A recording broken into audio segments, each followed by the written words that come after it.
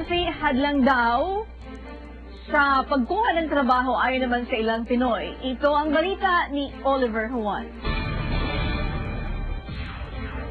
Inanunsyo kamakailan ni Pangulong Gloria Macapagal Arroyo na nais niyang magkaroon ng maraming call center sa bansa, lalo na sa mga probinsya.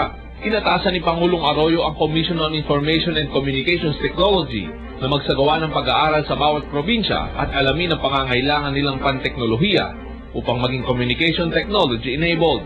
Sa pagbubukas ng ICT call center dito sa Nueva Ecija, 400 call center agents sa kinakailangan ng kumpanya.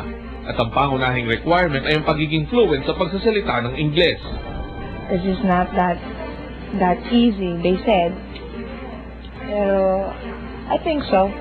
I had a confidence in me, you know. That's the purpose.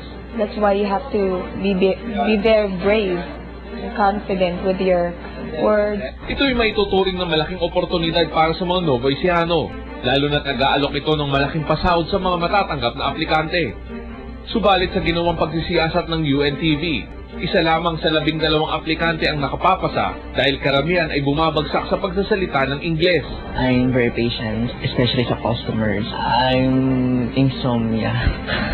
So, I think it's not a problem with me na mag-shift ng graveyard shift.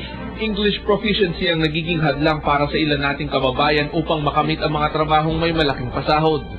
Kaya ngayong panahon ng krisis, kailangan maging competitive upang makamit ang nais na trabaho na may malaking sahod at hindi masayang ang mga oportunidad.